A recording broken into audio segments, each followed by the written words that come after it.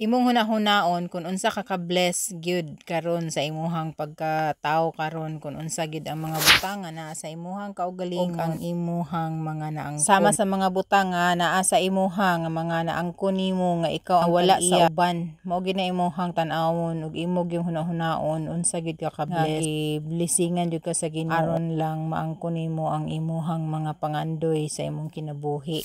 Ug kana imo gina siyang ampingan kung unsa imuhang naa sa imuhang kinabuhi karon, imo gyung ampingan ang mga butang nga material nga butang nga naa sa imuha, imo na siyang ipalago kibali kung sa Tagalog pa ipalago nimo.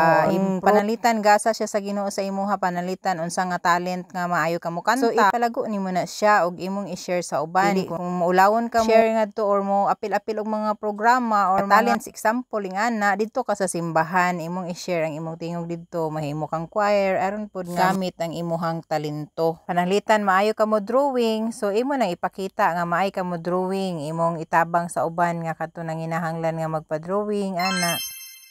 Ug sa kanang gwapo ka mo sayaw, o itudlo nimo sa mga bata nga maay ka mo sayaw, daghan kay dili biya kabalo mo sayaw, bisaon sa og practice pertigyod taon gahian mo sayaw. Usa na ko diha nga pertigyong gahian mo sayaw, kay mo kiay ba bitaw. Oy, ato tong hisgutan tong bata nga gilabay bitaw.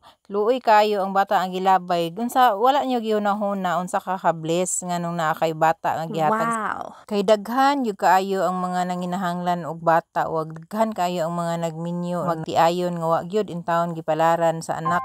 Nagibuhat na gyud ang tanan, nangandoy pag gyud nga gibuhat na gyud ang ilahang taman sa mahimo nga magkaanak gyud. Unya ikaw nga naa imo ra intawong gilabay sus pagkadaghan sa nanginahanglan. Kay wala gyud intawon mga nangita og anak, nagampo og maayo nga naay anak pero wala gyud taga gai og anak.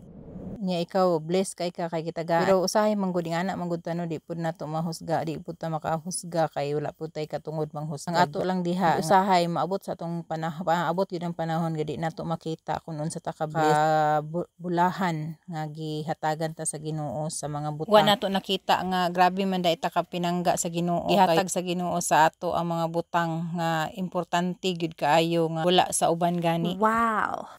Pero ang uban kay nag-abusar, kabalo nila nga ana sila sa ilahang panginahanglan na atanan, sus nag-abusar man hinuon, mura naman og kinsa. Imbis nga langaw ra nakatungtong sa kabaw, mura naman pud og kabaw og asta.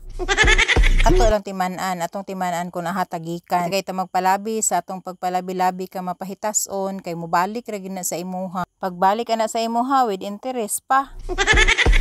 So respeto lang gud tagamay. Hunahunaon pud nimo nga magrespeto pud ka kay tao ra pud baya ka, di biya pud ka Ginoo. So di ta malimot og hatagikan. Kung magpasalamaton ta sa Ginoo nga niasinso ta sa atong kinabuhi, pabilin gyapon ang atong respeto sa atong isig ka tawo. Isip pagpakita ka nga tinudluan jud kasi imong ginikanan ug unsa ka kamaay magpamatasan. Sa imong pagkaway batasan maangin ba imong ginikanan. Kay makaingon man ang tao nga sus unsa maning bataa nga man ginitudloig may pamatasan sa ginikanan, so imong ginikanan nga buotan ama apil hinuon. So respeto lang gamay kay tao ra man pud ta. So kung unsa ka ka-bless karon, ang pingi lang ayaw lang pud sige palabi og tan-aw sa sayop sa uban. Kay grabe ka nakapamantay sa sayop sa uban, ikaw labaw pasad bantayanan. Mao ra ba ni kasagaran nga kahitabo, ang kusog kay mamantay mao ulit daghan kay sayop. So ayaw lang kay palabig pandaot sa uban para maangat ang iyong kabuhayan. Magpadayon lang gud ta sa atong pagkamaayo diri ibabaw sa kalibutan, di lang ta magpalabi og kangilad sa atong batasan. Kay kitang tanan diri sa kalibutan lumalabay ra ta diri, so ita kabalog haratataman unsang orasa unsang gutlua. So ay lang pagpalabi og panginsulto o pagpandaot kay kitang tanan maupos tang tanan diri sa kalibutan, ang mabilin ani bulahan.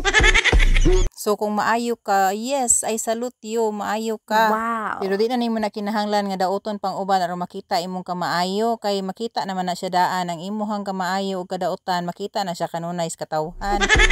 Ang uban gahilom lang pero kita good, kakita gud na si imuha good. So i-develop lang na imuhang talento nga mga pagkamaayo nimo bisag asa kay butang kay aron nga mao-asinso pagyud ka. Develop ang imuhang kahimtang. Wow. Kay iblis magina sa Ginoo ang mga taong buutan, mga tawo nga buutan ug matinabangon sa ilang isig ka tawo nga nanginahanglan. Kanunayon na silang tagaan sa Ginoo aron nga mahimo silang blessing ngadto sa uban. So padayon lang ta sa atong pagkabuotan ug atong i-share ngadto sa uban ang atong mga talento ug katong naay dili ka kahibalo nya ikaw makahibalo tudlo. Wow. Kay pag abot sa panahon di na siya kalimot sa imuha, makahinumdum na siya kanunay nga ikaw ang nagtudlo sa iyaha ug karon master na kay siya.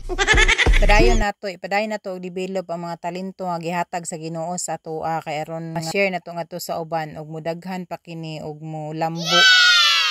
Ug kanunay nato nga bantayan gyud kanunay nga bisan unsa na ang atong nahimutangan ug asa man ta ipadpad kanunay ta nga mapaubsanon maluluy-on sa atong isig katawo. Wow. Dinhilang ko taman. Salamat sa pagtan-aw. God bless sa inyong tanan.